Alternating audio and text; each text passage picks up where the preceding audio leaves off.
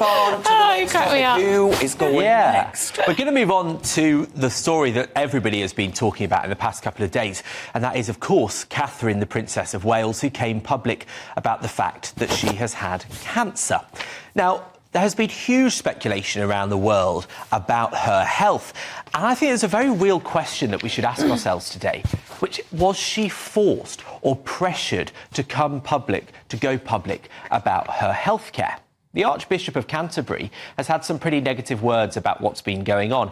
He said that the internet has become obsessed with conspiracy, that we've become gossip mongers, and that actually this means we've lost our humanity.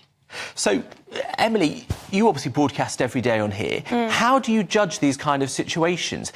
Do we have a right to know about the princess's private health? I think it's very difficult because, of course, there are huge numbers of people in this country who care very deeply about the royal family, and they feel they have a right to know how the health of the royal family is. Of course, Catherine, is going to be Queen of this country. So people do want to know what's wrong. But I think a lot of people have looked at their behaviour recently and sharing the Photoshop photo, making jokes, talking about all these conspiracies. And I think there are a lot of people who have actually apologised for their behaviour. And it's made me look at some of the things I've said, some of the conspiracies I've said, not on the television, but sort of talking to friends and family and all pontificating and guessing what could be going on within the royal family. And actually, I think it's right that people think this is a woman who has served this country for many years. She's clearly going through a personal struggle at the moment with her health. And I, for one, am very happy to leave her to recover and leave her in peace. Yeah, I mean, we last saw her in public officially on Christmas Day, and after she had the operation, the royal family did always say we would hear again from her at Easter. So, you know, this may well have been the intention all along, that this is the time when they made it. They broke up for Easter, the kids today, and so they've got 2 or 3 weeks to deal with it.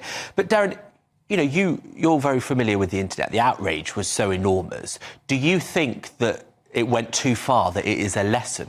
Oh, absolutely, undoubtedly. I mean, there are 2 things I'd say to what you said. First of all, we don't know the extent to which the decision to announce this was brought about by the complete invasion of her privacy via hospital records, but where someone allegedly could have tampered and hacked in and tried to get a look at her medical records. So she might have felt obliged to come forward before the American press has a leak or something of that nature to them. And secondly, I'd say that actually I think those of us on my side of the argument who are pro-monarchy, I think the monarchy is undoubtedly a good thing. I think Princess Kate herself has been a phenomenal good to this country since she was brought into the fold. And I think outfits that I read, that I'm a fan of, I won't name names, but ought to actually do better. Because I think the detail that they were going through, poring over that photograph, what mother hasn't edited a photograph of borderline insanity. Everyone edits a photograph of themselves in this day and age. Look, I think that it is awfully sad that the Princess of Wales has cancer, but I'm very relieved that she is getting the treatment that she needs, and it looks like that it was caught early.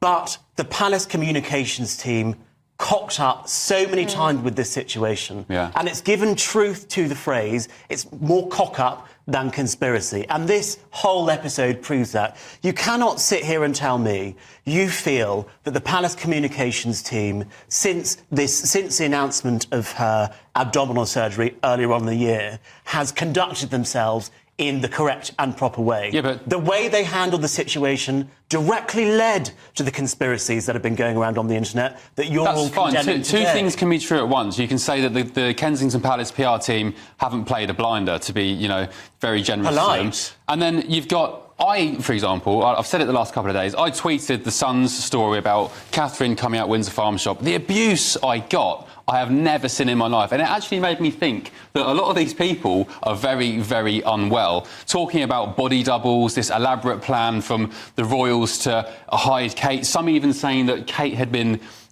killed and they were covering for murdering her. Just absolutely insanity. I think what we've seen is the first serious clash between the very tightly controlled narratives that royal palaces have and the vacuum of social media, where utterly ludicrous, offensive claims like that can take on a life of their own.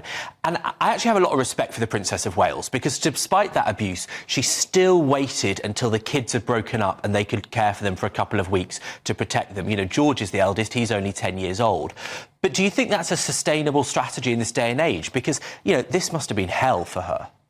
I guess, I mean, it is one of the prices we pay for living in a free society, that people are free to say the most wild, disgusting, I was shocked at the volume crazy of it. things. I don't know what, apart from, you know, a change of tactic from the palace in terms of the way that they communicate with us, you can't stop people from speculating, you can't stop people from saying nasty things, unfortunately. And I don't think we should try to necessarily in terms of, you know, more regulation or making it a crime to say something. I was just completely shocked at the volume, and as Darren said as well, I'm not going to name names or Twitter handles, but some people I previously respected talking absolute codswallop online. And actually seeing that video yesterday at 6 p.m, as a parent, it really hit home for me, because sometimes I think it's easy to look at the royal family and royals and even celebrities as not human. They're just characters in this drama that plays out. And that video yesterday hit home that this is a mother who's going to have to tell her young children that she's got...